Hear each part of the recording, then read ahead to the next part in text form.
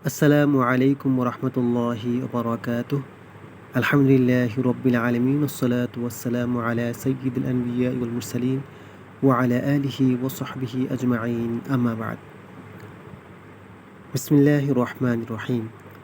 আমাদের মহান সালাফ কিভাবে রমজান যাপন করেছেন, কেমন জীবন্ত ও রুহানিয়াতে পূর্ণ ছিল তাদের রমজানের রাত ও দিন এবং ভোর ও সন্ধ্যা, এ বিষয়ে বিভিন্ন কিতাব থেকে বিভিন্ন শিক্ষণীয় ঘটনা নিয়ে সংকলন করেছেন। তিনি লিখেছেন, আমাদের সালফে সালেহীন রমাজানে এমনকি আলেম ওলামাদের নিয়ে ইলম চর্চার যে মজলিস এবং দর্স ও তাদরিসের যে নিয়মিত ব্যস্ততা, তা ইবাদতেরই অন্তর্ভুক্ত, তাও তারা স্থগিত করে দিতেন এবং প্রত্যক্ষ ইবাদত তথা সালাত, তিলাওয়াত ও জিকির আজকারে নিজেদেরকে নিয়োজিত করতেন। ইমাম মালিক রহমতুল্লাহ আলাই সম্পর্কে ইবনে আব্দুল হাকাম রহমতুল্লাহ বলেন, যখন রমজান দাখিল হতো তখন তিনি হাদিসের মশগলা পর্যন্ত ছেড়ে দিতেন এবং মুসহাফ নিয়ে তিলাওয়াতে মশগুল হতেন।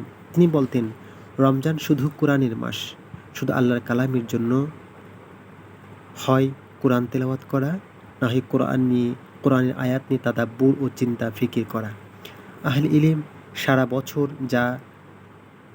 বছর যারা তার খেদমতে আসা যাওয়া করতেন তারাও জানতেন রমজানে ইলমি আলোচনার ফুরসত নেই, তাই তারা আসা যাওয়া বন্ধ রাখতেন।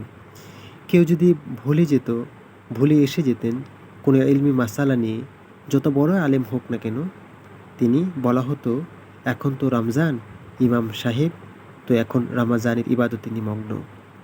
উমাইয়া ও আব্বাসি খলিফাদের সম্পর্কে আমাদের তো অন্যরকম ধারণা, অথচ তারাও রমজানে একেবারে অন্য মানুষ হয়ে যেতেন।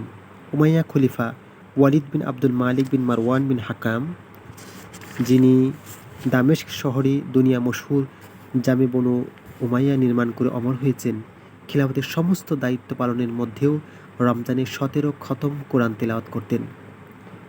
হযরত আব্দুর রহমান বিন আউফ রাদিয়াল্লাহু তাআলা আনহুর প্রিয় পুত্র হযরত আবু সালামা রাহমাতুল্লাহি আলাইহি সম্পর্কে বর্ণিত আছে, রমজানের চাঁদ দেখা থেকে শুরু করে ঈদের চাঁদ দেখা পর্যন্ত তিনি এমনভাবে সিয়াম, কিয়াম ও তিলাওয়াতে মশগুল হতেন যে যেন দুনিয়ার সঙ্গে তার কোনো সম্পর্ক নেই। আপনজনেরা তার হালাতের উপর রহম খেয়ে বলতেন, হে আবু সালামা, আপনার শরীরেও তো কিছু হক রয়েছে আপনার উপর। তিনি আপন পিতা হতে প্রাপ্ত একটি হাদিস তাদের শোনাতেন। আমার পিতা রমজান মাসে আমাকে হাদিস শুনিয়েছেন যে রাসূলুল্লাহ সাল্লাল্লাহু আলাইহি সাল্লাম বলেছেন, আল্লাহ তাআলা তোমাদের উপর রমজানের সিয়াম ফরজ করেছেন, আর আমি তোমাদের জন্য রমজানের কিয়াম সুন্নত করেছি।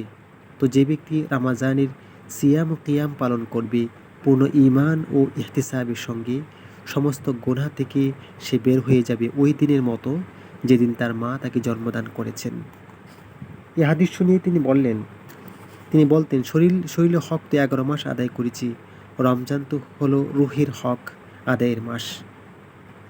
শরীরের হক তো 11 মাস আদায় করেছি, রমজান তো হলো রুহের হক আদায়ের মাস, সমস্ত গুনাহ থেকে জন্মদিনের মতো নিষ্পাপ হওয়ার মাস।